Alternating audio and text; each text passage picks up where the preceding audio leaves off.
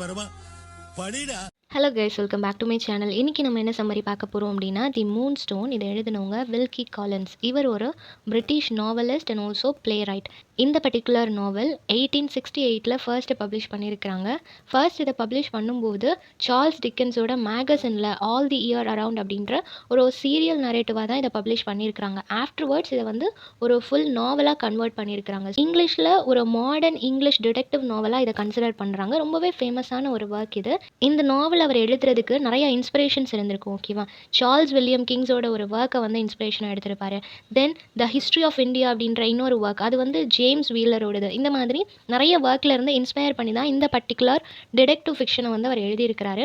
So இதோட setting அப்படின்னு பார்க்கும்போது லண்டன், இங்கிலாந்து அண்ட் ஆல்சோ இந்தியாவிலையும் ஒரு சின்ன ஸ்டோரி வந்து கொடுத்துருப்பாங்க. ஓகேவா, இந்த மூன் ஸ்டோன் அப்படின்ற டைட்டில் இதை எதை ரெப்ரசென்ட் பண்ணுது அப்படின்னா, ஒரு எல்லோ கலரில் ஒரு டைமண்ட் இருக்குது. ஓகேவா, அந்த டைமண்ட்க்கு வந்து ஒரு ரிச் ஹிஸ்ட்ரி இருக்கிறதா கன்சிடர் பண்ணுறாங்க.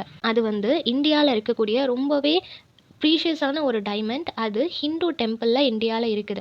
அதுக்காக 3 ப்ரீஸ்ட்டை போட்டு அவங்க வந்து அதை பாதுகாப்பாக வச்சுருக்கிறாங்க. அந்த ப்ரீஸ்ட்டுக்கான ஒர்க்கே அதை பத்திரமா பார்த்துக்கிறது தான்.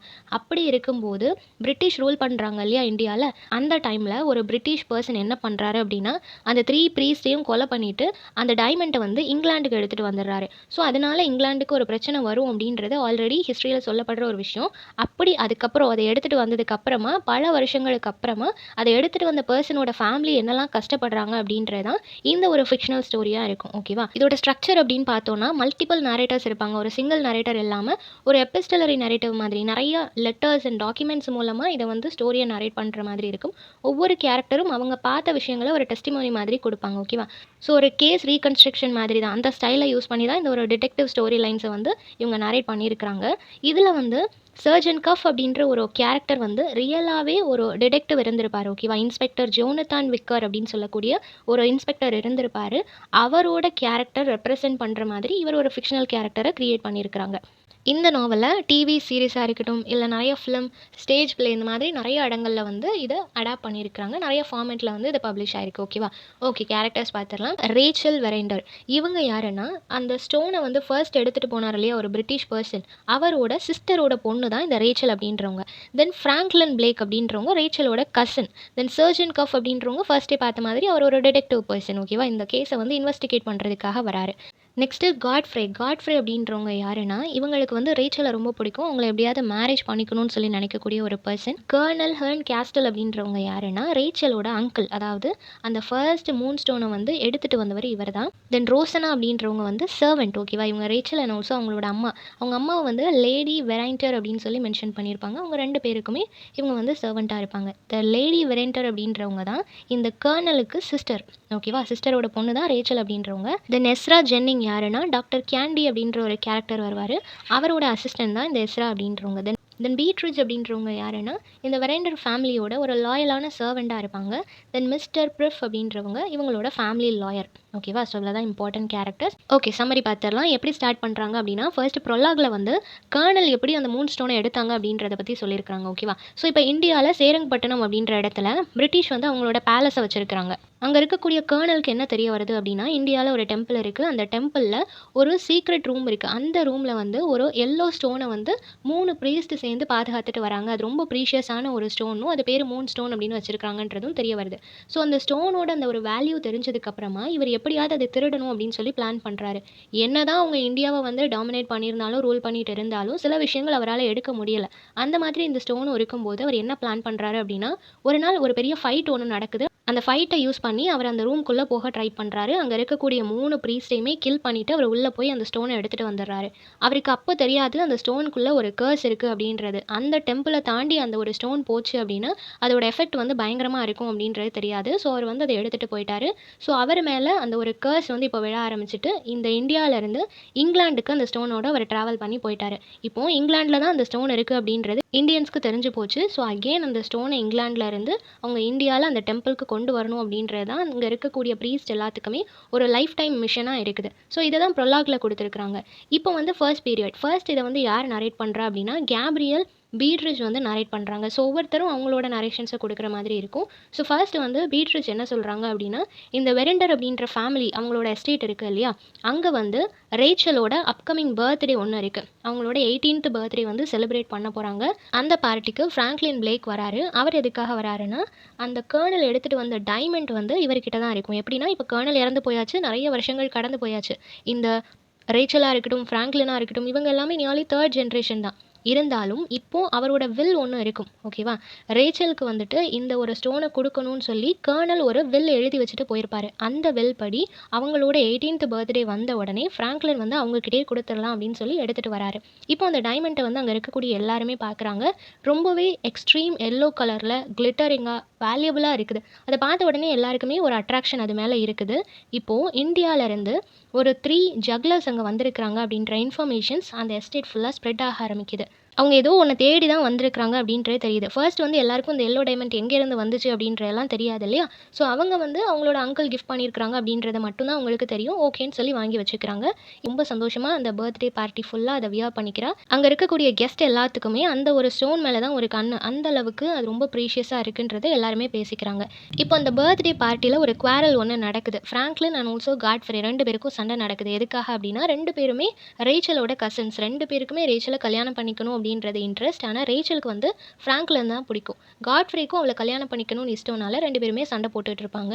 இந்த சமயத்தில் ரேச்சல் வந்து அவங்கள எப்படியோ சமாதானப்படுத்தி அந்த பார்ட்டி முடிஞ்சதுக்கப்புறமா ரேச்சல் அவளோட அந்த ஒரு ஸ்டோன் எடுத்து பெட்ரூமுக்கு போயிடுறா. ஜுவல்ஸ் எல்லாம் இருக்கக்கூடிய அந்த ஒரு கேபினெட்டில் வந்துட்டு உள்ளே வச்சு லாக் பண்ணிடுறா. இப்போ ஸ்டோன் பத்திரமா தான் இருக்குன்னு அவளுக்கு தெரியுது. ஸோ நைட்டு தூங்குறா. காலையில் அவள் முழிக்கும் போது ரொம்ப ரெஸ்ட்லெஸ்ஸாக ஃபீல் பண்ணுறா. ரொம்ப பயத்தோடையே இருக்கிறா. ஸோ நைட்டு என்ன ஆச்சு அப்படின்றது யாருக்குமே தெரியாது. இப்போ மார்னிங் என்ன நடக்குது அப்படின்னா, அந்த மூன் ஸ்டோனை காணும்னு சொல்லி எல்லாரும் சொல்ல ஆரம்பிக்கிறாங்க. ரேச்சலோட ரூமில் லாக் பண்ணியிருந்த அந்த ஒரு மூன் ஸ்டோன் காணும் அப்படின்னு சொல்லி ரேச்சலும் சொல்கிறா. ஆனால் அவளோட முகத்தில் வந்து எந்த ஒரு பதட்டமும் இல்லை. அவள் பயத்தோடு இருக்கிறா, ஒரு கன்ஃபியூஸ் ஸ்டேட்டில் இருக்கிறாளே தவிர அவளுக்கு எந்த விதமான பதட்டமும் இல்லை. ஸோ எல்லாருமே ஃபர்ஸ்ட்டு சந்தேகப்படுறது யாருன்னா, இந்தியாவிலேருந்து 3 ஜக்லர்ஸ் வந்திருக்கிறாங்கன்னு சொன்னா இல்லையா, மேபி அவங்க எடுத்துருக்கலாம், இதை எடுத்துகிட்டு போகிறதுக்காக கூட அவங்க வந்திருக்கலாம் அப்படின்னு சொல்லி சந்தேகப்படுறாங்க. ஒரு சூப்பரிண்டென்ட்டை அவங்க வந்து அரேஞ்ச் பண்ணுறாங்க. சி கிரேவ் அப்படின்ற ஒரு பர்சன். அவர் வராரு. அவர் இன்வெஸ்டிகேஷனை ஸ்டார்ட் பண்ணுறாரு. ஒவ்வொருத்தர்கிட்டயா பேச ஆரம்பிக்கிறாரு. ஏதோ ஒரு சமயத்தில் அவரோட இன்வெஸ்டிகேஷன் வந்து தப்பாக போகிற மாதிரி அவர் ஃபீல் பண்ணுறாரு. ப்ராப்பரான எந்த ஒரு எவிடன்ஸுமே அவருக்கு கிடைக்கல. ரேச்சல் வந்து எந்த ஒரு பதிலுமே சொல்ல மாட்டா, ஒழுங்காக கோஆப்ரேட் பண்ண மாட்டா. இப்போ ரேச்சல் வந்துட்டு ஒழுங்காக பதில் சொல்லாததுனால அந்த சீக்ரேவுக்கு வந்து பயங்கரமாக கோவம் வந்துடுச்சு. ஸோ அவரை நான் இதுக்கப்புறம் இதை இன்வெஸ்டிகேட் பண்ண மாட்டேன், யாருமே ஒழுங்காக கோஆப்ரேட் பண்ண மாட்டாங்க அப்படின்னு சொல்லிட்டு அவர் போயிடுறாரு. அதுக்கப்புறமா சர்ஜன் கஃபை வந்துட்டு அவங்க அரேஞ்ச் பண்ணுறாங்க. அவர் ஒரு ஃபேமஸான டிடெக்டிவாக இருக்கிறதுனால அவர் வந்ததுக்கப்புறமா எல்லாருமே ரொம்ப பயப்படுறாங்க. முக்கியமாக ரோசனா வந்து ரொம்ப பயப்படுறாங்க. அவங்க சர்வெண்ட்டுன்னு பார்த்தோம் இல்லையா, அவங்களோட ஆக்டிவிட்டீஸ் எல்லாமே ஒரு கிரிமினல் ஆக்டிவிட்டீஸ் மாதிரியே இருக்குது. ஸோ ஃபர்ஸ்ட் இவர் வந்து ரேச்சலை வந்து ஃபோக்கஸ் பண்ணுறாரு. ரேச்சலோட சைலன்ஸ் வந்து இவருக்கு ரொம்ப சஸ்பீஷியஸாக இருக்குது. எதுக்காக இவர் சைலண்ட்டாகவே இருக்கிறா, அவளோட ஜுவல் காணாமல் போயிருக்கு, ஸோ எவ்வளோ கோவப்படணும், பட் எந்த ஒரு ரியாக்ஷனும் இல்லாமல் இருக்கிறாளே அப்படின்னு சொல்லிட்டு அவளை சஸ்பெக்ட் பண்ணுறாரு. தென் ரோசனாவோட ஆக்ஷன்ஸ் எல்லாமே ரொம்ப சஸ்பீஷியஸாக இருக்கே அப்படின்னு சொல்லிட்டு அவகிட்ட பேசலாம்னு சொல்லி நினைக்கிறாரு. அப்போ கஃப் வந்து என்ன நினைக்கிறாரு அப்படின்னா, இந்த ஸ்டோன் வந்து கண்டிப்பாக வெளியே இருந்து யாரும் திருடலை. ஏன்னா வீட்டுக்குள்ளே இருக்கிறவங்களோட பிஹேவியர்ஸ் தான் ரொம்பவே வியர்டாக இருக்குது. ஸோ வீட்டுக்குள்ளே தான் யாரோ திருடி இருக்கணும், இன்னொருத்தவங்க ஹெல்ப் பண்ணியிருக்கணும், அந்த மாதிரி தான் நடந்திருக்கணும் அப்படின்னு சொல்லி அவர் வந்து கெஸ் பண்ணுறாரு. எல்லார் மேலேயும் சந்தேகம் வந்துட்டு இருக்கிற அந்த சமயத்தில் ரோசனா வந்து குயிக் சாண்ட், அதாவது ஒரு மண் மாதிரி இருக்கும், அதுக்குள்ளே ஏதாவது போட்டால் உள்ளே போயிடும் இல்லையா, மறைஞ்சு போயிடும் இல்லையா, அந்த மாதிரியான ஒரு இடத்துல வந்து ஏதோ ஒரு திங்ஸை மறைச்சு வைக்கிறா. அது என்ன அப்படின்றது அப்போ யாருக்குமே தெரியாது. தென் கஃப் வந்துட்டு ரேச்சல் மேலே அவர் இன்னும் சந்தேகப்பட ஆரம்பிக்கிறார். யாரோ ஒருத்தரை வந்து அவள் காப்பாற்றிக்க ட்ரை பண்ணிட்டு இருக்கிறா, மேபி அவளுக்கு யார் எடுத்தாங்கன்றது தெரியலாம், அவங்கள சொல்லக்கூடாதுன்னு சொல்லி அவள் பயத்தில் இருக்கலாம் அப்படின்ற மாதிரி கஃப் வந்து திங்க் பண்ணிட்டு இருக்கிறாரு. இப்போ நெக்ஸ்ட் டே என்ன ஆகுது அப்படின்னா, ரோசனா வந்து காணாமல் போயிட்டாங்க. ஸோ கன்ஃபார்ம் அவங்க தான் எடுத்திருப்பாங்கன்னு நினைக்கிற சமயத்தில் அவங்க வந்து அந்த ஷிவரிங் சாண்டில் வந்து, அதாவது அந்த மண் இழுத்துட்டு போகும்னு சொன்னேன் இல்லையா, அந்த மண்ணில் மாட்டி அவங்க இறந்து போயிட்டாங்க அப்படின்றது தெரிய வருது. ஸோ அவங்க எடுத்திருந்தா அவங்க இறந்து போயிருக்கணுன்ற அவசியம் இல்லை இல்லையா. ஸோ அப்போ அவங்க பண்ணலையோ அப்படின்னு சொல்லி எல்லாரும் நினைக்கிறாங்க. ஸோ அவங்களோட இறப்புக்கு அப்புறமா அந்த மண்ணில் ஏதோ மறைச்சு வச்சாங்க இல்லையா, அதுலேருந்து ஒரு லெட்டரை எடுக்கிறாங்க. அந்த லெட்டரில் வந்து ஏதோ சில எவிடன்ஸ் அவங்க விட்டுட்டு போனதாக அவங்க எழுதியிருக்கிறாங்க. ஸோ அந்த லெட்டரோட லேடி வெரண்டர் என்ன பண்ணுறாங்க அப்படின்னா, இதுக்கப்புறம் அந்த கேஸை நம்ம இன்வெஸ்டிகேட் பண்ண வேண்டாம், அந்த டைமண்டும் நமக்கு வேண்டாம் அப்படின்னு சொல்லிட்டு, ரேச்சலோட கண்டிஷனும் மோசமாயிட்டு இருக்கு, ஒருத்தர் இறந்தும் போயிட்டாங்க, அதனால இங்கே இருக்க வேண்டாம்னு சொல்லிட்டு அந்த கேஸை அப்படியே ஸ்டாப் பண்ண சொல்லிட்டு எல்லாரும் லண்டனுக்கு கிளம்பி போக ஆரம்பிக்கிறாங்க. இப்போ கஃபுமே அதை விட்டு வெளியே வந்துட்டார். அவர் இன்வெஸ்டிகேட் பண்ணலை. ஆனால் அவர் என்ன நினைக்கிறாரு அப்படின்னா, கண்டிப்பாக இந்த மூன் ஸ்டோன் வந்து லண்டனில் இருக்கும் அப்படின்றது அவரோட கெஸ்ஸாக இருக்குது. பீட்ரிச் வந்து அவங்களோட நரேஷனை முடிக்கிறாங்க. அஸ் அ சர்வெண்ட்டாக அவங்க என்ன பார்த்தாங்களோ அது எல்லாத்தையுமே அவங்க சொல்லி முடிச்சிட்டாங்க. இப்போது நெக்ஸ்ட்டு மிஸ் கிளார்க் வந்து நரேட் பண்ண ஸ்டார்ட் பண்ணுறாங்க. லேடி வெரண்டர் அண்ட் ஆல்சோ ரேச்சல் இவங்க இப்போ லண்டனுக்கு போனாங்க இல்லையா, அங்கே போனதுக்கப்புறமும் ரேச்சல் வந்து சொல்ல மறுக்கிறாங்க அவங்க என்ன பார்த்தாங்கன்றதையும். அவங்களுக்கு ஒரு வேளை உண்மை தெரிஞ்சிருந்தாலும் எதை பற்றியும் அவங்க சொல்ல மாட்டாங்க, அமைதியாகவே இருக்கிறாங்க. அப்போது காட்ஃப்ரேயும் அவரோட ஃபேமிலியும் இவங்க வந்து இப்போ ஃபினான்ஷியலி கஷ்டப்படுறாங்க, அவங்களோட இடத்த விட்டு லண்டனுக்கு வந்திருக்கிறாங்க இல்லையா. ஸோ அவங்களுக்கு யாருமே சப்போர்ட்டுக்கு இல்லாத சமயத்தில் காட்ஃப்ரேயோட ஃபேமிலி இவங்களுக்கு நல்லா சப்போர்ட் பண்ணுறாங்க. காட்ஃப்ரேயோட இன்டென்ஷன் என்னென்னா, சப்போர்ட் பண்ணாங்கன்னா ரேச்சலை கல்யாணம் பண்ணிக்கலாம்னு சொல்லி காட்ஃப்ரே திங்க் பண்ணிட்டு இருக்கிறார். இப்போ மிஸ் கிளார்க் வந்து அவங்க ரொம்பவே ரிலீஜியஸில் அப்சஸ்டாக இருக்கக்கூடிய பர்சன். அவங்க வந்து சேரிட்டின்ற பேரில் ஆக்வர்டாக சில பேர் பண்ணக்கூடிய விஷயங்கள் எல்லாத்தையுமே நரேட் பண்ண ஆரம்பிக்கிறாங்க. இப்போது லேடி வெரண்டரோட ஹெல்த் வந்து ரொம்ப மோசமாயிட்டே இருக்குது. ஒரு பாயிண்ட் ஆஃப் டைமில் அவங்க இறந்து போகிற மாதிரி கண்டிஷனில் இருக்கும்போது ரேச்சல் வந்து அவங்க அம்மா கிட்ட உண்மையை சொல்லிடுறாங்க. நான் எதுக்காக பயப்படுறேன் அப்படின்னா, அன்னைக்கு நைட்டு நான் தூங்கிட்டு இருக்கும்போது என்னோட ரூமுக்கு வந்தது ஃப்ராங்க்லின். நான் யாரை கல்யாணம் பண்ணிக்கணும்னு நினச்சனோ, நான் யாரை விரும்பினனோ அவன் தான் அந்த டைமண்டை திருடிட்டு போனான். அதை வந்து என்னால் சொல்லவும் முடியலை, பட் அவனை என்னால் மன்னிக்கவும் முடியலை. இப்போ நீங்கள் இறந்து போகும்போது நான் சொல்லணும்னு நினைக்கிறேன் அப்படின்னு சொன்ன உடனே அவங்க அம்மாவுக்கு அது ரொம்ப ஷாக்கிங்காக இருக்குது. இதை ஒரு சான்ஸாக யூஸ் பண்ணி காட்ஃப்ரே வந்து அவகிட்ட ப்ரப்போஸ் பண்ணுறான். இப்போது லேடி வெரண்டர் இறந்து போகிறாங்க. ரேச்சலுக்காக எதையுமே அவங்க விட்டுட்டு போல. இப்போ வேறு வழியே இல்லாமல் ரேச்சல் வந்து காட்ஃப்ரேயோட ப்ரப்போசல் அக்செப்ட் பண்ணிக்கிட்டு அவனோட வாழ்கிறதுக்கு ரெடி ஆகிறா. இப்போ அவளுக்கு இந்த டைமண்ட் பற்றின எந்த ஒரு தாட்டுமே கிடையாது. அவளை ஃபோர்ஸ்ஃபுல்லாக அதை பற்றி பேசாதன்ற மாதிரியே சொல்லிடுறாங்க. இப்போது மிஸ்டர் ப்ரஃப் வந்து அவரோட நரேஷன் அவர் என்ன சொல்கிறாரு அப்படின்னா, ரேச்சல் வந்து அவங்களுக்கு என்கேஜ்மெண்ட் ஃபிக்ஸ் ஆக இருந்த டைமில் காட்ஃப்ரேயோட இருந்த அந்த என்கேஜ்மெண்ட்டை வந்து எந்த ஒரு ரீசனும் சொல்லாமல் அவங்க கேன்சல் பண்ணுறாங்க. ஸோ இந்த கேன்சல் பண்ணும்போது அதுக்கு என்ன காரணமாக இருக்கும்னு நான் நினைக்கிறேன்னா, காட்ஃப்ரேயோட மோட்டிவ் எதுவுமே பியூராக இல்லை, அவனோட பிஹேவியர் எதுவுமே கரெக்டாக இல்லாதது தான் அதுக்கு ரீசனாக இருக்கும்னு சொல்லி நான் நினைக்கிறேன் அப்படின்ற மாதிரி அவங்க சொல்கிறாங்க. ஏன் அப்படின்னா, ஒரு சஸ்பீஷியஸான இந்தியன் மெசஞ்சர் ஒருத்தர் வந்திருப்பார். அவர் வந்து ப்ரஃப் கிட்ட என்ன கேட்டிருப்பாரு அப்படின்னா, உனக்கு மூன் ஸ்டோனை பற்றி தெரியுமா அப்படின்னு சொல்லி கேட்டிருப்பாரு. அண்ட் ஆல்சோ ஃப்ராங்க்லினை பற்றியும் விசாரிச்சிருப்பாரு. ஸோ ஃப்ராங்க்லின் தான் ஆல்ரெடி திருடுனா அப்படின்றத அவள் சொல்லியிருக்கிறா. அண்ட் ஆல்சோ இந்தியன்ஸும் வந்து கேட்கும்போது மேபி அவனுக்கு கனெக்ஷன் இருக்கலான்ற மாதிரி இவர் நினைக்கிறாரு. நெக்ஸ்ட் என்ன சொல்கிறாரு அப்படின்னா, இந்த லண்டன் பேங்க்கில் வந்து ஒரு வேல்யூபிளான டைமண்ட் இருக்கிறதாவும் ஒரு அன்னோன் கிளைண்ட் தான் அதை வந்து அங்கே வச்சிருக்கிறதாவும் நான் கேள்விப்பட்டேன். அது மேபி ஃப்ராங்க்லினாக இருக்கலாம் அப்படின்ற மாதிரி இவர் சொல்கிறாரு. ஸோ இவர் முடிக்கும்போது என்ன சொல்கிறாரு அப்படின்னா, அது யாராக இருந்தாலும் கண்டிப்பாக ஒரு நாள் அந்த டைமண்ட் வந்து ஃபினான்ஷியல் மார்க்கெட்டுக்கு வரும். அப்படி அதை யார் கொண்டு வராங்களோ அவங்க தான் திருடினது அப்படின்ற மாதிரி இவர் சொல்கிறாரு. ஸோ இவரோட கதையும் முடிக்கும்போது ஒரு ப்ராப்பரான ஒரு எண்டிங்கோடு அவர் முடிக்கலை. அவர் என்ன சஸ்பெக்ட் பண்ணுறாரு அப்படின்றது அவர் சொல்லியிருப்பார். இப்போ ஃப்ராங்க்லினுக்கு வந்து விஷயம் தெரிய வருது, இந்த மாதிரி ரேச்சல் அவர் தான் திருடினான்னு சொல்லி நினச்சிட்டு இருக்கிறா. அதனால தான் அவங்களோட ரிலேஷன்ஷிப்பை பிரேக் பண்ணிக்க ட்ரை பண்ணிட்டான்றது தெரிஞ்சு போச்சு. ஸோ அதனால் அவளை பார்க்கறதுக்காக இவர் வராரு. ஸோ ஃப்ராங்க்லின் வந்து எப்படியாவது ரேச்சல் கிட்ட சொல்லி புரிய வைக்கலாம்னு சொல்லி ட்ரை பண்ணுறாரு. பட் அவரால் முடியலை. ஸோ எல்லா விட்னஸ் கிட்டையும் நம்ம பேசலாம், எதுக்காக நம்ம மேலே இந்த பழி வந்துச்சுன்னு சொல்லி தெரிஞ்சுக்கலாம்னு சொல்லிட்டு பீட்ரிச் கிட்ட இருந்து ஸ்டார்ட் பண்ணுறாரு. அப்படி ஒவ்வொருத்தர்கிட்டயே அவர் பேசும்போது தான் ரோசனா கிட்ட போகும்போது அவள் இறந்துட்டா அப்படின்றது தெரிய வருது. ஆனால் அவள் விட்டுட்டு போன லெட்டர் அங்கே இருக்குது. லெட்டரில் அவள் என்ன மென்ஷன் பண்ணியிருக்கிறா அப்படின்னா, ஃப்ராங்க்லின் தான் அந்த டைமண்டை எடுத்துகிட்டு போனதை ரேச்சல் பார்த்தா அப்படின்னும், அந்த டைமண்டை எடுக்கும்போது அவன் ட்ரிங்க்ஸ் பண்ணியிருந்த மாதிரி ஒரு ட்ரக் அடிக்ட் மாதிரி அவன் தெரிஞ்சான் அப்படின்றத வந்து ரோசனா மென்ஷன் பண்ணியிருப்பா. ஆனால் ரேச்சலுக்கு அவன் ட்ரிங்க் பண்ணியிருந்தான் அப்படின்றது சரியாக தெரியாது. ஜஸ்ட் அவனோட ஃபேஸை பார்த்த உடனே அவள் அப்படியே ஷாக் ஆயிருப்பா.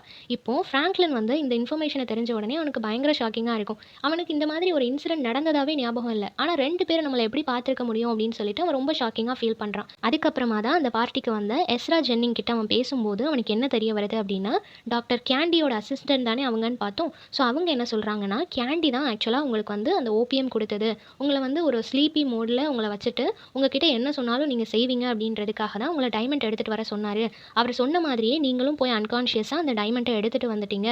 சொன்ன உடனே ஃப்ராங்க்லினால் நம்பவே முடியல. ஸோ இதை எப்படியாவது எல்லாருக்கும் ப்ரூவ் பண்ணணும் அப்படின்றதுக்காக யாரெல்லாம் அந்த பார்ட்டியில் இருந்தாங்களோ, யாரெல்லாம் இவரை தப்பாக நினைக்கிறாங்களோ எல்லாரையும் வர சொல்லி அந்த பார்ட்டியை ரீக்ரியேட் பண்ணுறாங்க. அன்னைக்கு நைட்டு மாதிரி எல்லாமே செட் பண்ணுறாங்க. இவருக்கும் அதே மாதிரி ஓபிஎம் கொடுக்கப்படுது. ஃப்ராங்க்லின் இவருக்கு என்ன சொல்கிறாங்களோ அதே மாதிரி அவர் ஒரு ஸ்லீப்பி மோட்லேயே போயிட்டு அந்த டைமண்ட் இருந்த இடத்துல இருந்து ஒரு திங்ஸை எடுத்துகிட்டு வராரு. ஸோ இப்போ தான் எல்லாருக்கும் புரிய வருது. ஸோ இது எல்லாமே கேண்டியோட வேலை தான் அப்படின்றது தெரிய வருது. ஸோ இந்த ஒரு சயின்டிஃபிக் எக்ஸ்பெரிமெண்ட் மூலமாக ரேச்சல் வந்து புரிஞ்சுக்கிறா, நான் வந்து ஆக்சுவலாக நீ இன்டென்ஷனலாக திருடிட்டேன்னு நினச்சிட்டேன், ஆனால் அது தப்பு, என்னை மன்னிச்சிருன்னு சொல்லி அவங்க 2 பேரும் மன்னிப்பு கேட்டுக்கிறாங்க. அகெயின் அவங்க ரிலேஷன்ஷிப் வந்து ஸ்ட்ராங் ஆகுது. இப்போது எஸ்ரா ஜென்னிங் என்ன சொல்கிறாங்க அப்படின்னா, சரி ஓகே, இந்த எக்ஸ்பெரிமெண்ட் வந்து சக்ஸஸ்ஃபுல்லாக முடிஞ்சிடுச்சு, நீ வந்து அன்கான்ஷியஸாக தான் எடுத்த அப்படின்றத ப்ரூவ் பண்ணியாச்சு. ஆனால் நீ கொண்டு போய் யார்கிட்ட கொடுத்த, அவங்க அதை என்ன பண்ணாங்க, இப்போ அது எங்கே இருக்குன்றது நமக்கு தெரியாது இல்லையா, அதை தான் நம்ம கண்டுபிடிக்கணும் அப்படின்றத சொன்ன உடனே எல்லாருமே ஆமாம், அதுதான் ஒரு ஃபியூச்சர் இன்வெஸ்டிகேஷனாக இருக்கும், ஸோ நம்ம அதை கண்டுபிடிக்கலாம் அப்படின்னு சொல்லி அதுக்காக அவங்க வந்து ஃபர்தர் மூவ் எல்லாம் எடுத்து வைக்க ஆரம்பிக்கிறாங்க. அப்போ தான் மிஸ்டர் பர்ஃப் வந்து என்ன சொல்கிறாரு அப்படின்னா, ஆக்சுவலாக நான் ஒரு பர்சனை பார்த்தேன். அவன் வந்து டிஸ்கைஸ் பண்ணிட்டு இருந்தான். பியர்ட் மாதிரிலாம் அவன் வியர் பண்ணிட்டு, அவனோட கெட்டப் அப்படியே சேஞ்ச் பண்ணிட்டு பேங்க் வந்திருந்தான். அந்த டைமண்ட் அவன் எடுத்ததை நான் பார்த்தேன். இப்போ தான் எனக்கு தெரிய வருது அந்த மேன் வந்து காட்ஃப்ரே தான். என்னால் கன்ஃபார்மாக சொல்ல முடியும் அது காட்ஃப்ரே அப்படின்றத சொல்கிறான். காட்ஃப்ரேக்கு இதை எடுக்கிறதுக்கான அவசியம் என்ன வந்துச்சு அப்படின்னா, ஏன்னா அவன் வந்து ரொம்ப வெல்த்தியான ஒரு பர்சன். எல்லாருக்கும் பணம் கொடுத்து உதவி செய்கிறவன். அவனுக்கு எதுக்கு இந்த டைமண்ட் வேணும் அப்படின்னா, ஆக்சுவலாக அவன் சீக்ரெட்டாக பயங்கர கடனில் இருப்பான். நிறைய அவனுக்கு பேங்க்லேயா இருக்கட்டும், சில பேர்கிட்ட இருந்து அவன் நிறைய கடன் வாங்கியிருப்பான். ஸோ கடன் தொல்லை தாங்க முடியாமல் தான் அவன் இதை திருடி இருப்பான். இதை விற்று அவன் வந்து கடனெல்லாம் அடைச்சிடலாம்னு நினப்பான். ஆனால் வெளியே ப்ரிட்டன் பண்ணுறது அவன் ரொம்ப பணக்கார மாதிரியும், ஃபினான்ஷியலாக எல்லாருக்கும் ஹெல்ப் பண்ணுற மாதிரியும் அவன் ப்ரிட்டன் பண்ணிட்டு இருப்பான். ஸோ இதுதான் அவனோட ட்ரூ ஃபேஸ் அப்படின்றது தெரிஞ்சதுக்கப்புறமா கண்டிப்பாக இதை திருடினது அவன் தான். கேண்டியோட ஹெல்ப்போட ஃப்ராங்க்லினுக்கு ஓபிஎம் கொடுத்து அந்த டைமண்ட்டை எடுத்துகிட்டு வர சொன்னது இவன் தான் அப்படின்றது தெரிஞ்சு போச்சு. இப்போது அவனை ட்ரேஸ் பண்ணி எல்லாரும் போகிற அந்த சமயத்தில் இவங்க எல்லாருக்கும் முன்னாடி அந்த பிராமின்ஸ் இருக்கிறாங்க இல்லையா, அவங்க வந்துட்டு அவனை வந்து க்ளோஸாக ஃபாலோ பண்ணிகிட்டு இருக்கிறாங்க. டைமண்ட் எடுத்ததுலேருந்து அவன் பேங்க்கு போனதாக இருக்கட்டும், அந்த கடன் அடைக்கிறதுக்காக அவன் விற்க ட்ரை பண்ணுறதா இருக்கட்டும், எல்லாத்தையுமே அந்த பிராமின்ஸ் வந்து நோட் பண்ணிகிட்டே இருக்கிறாங்க.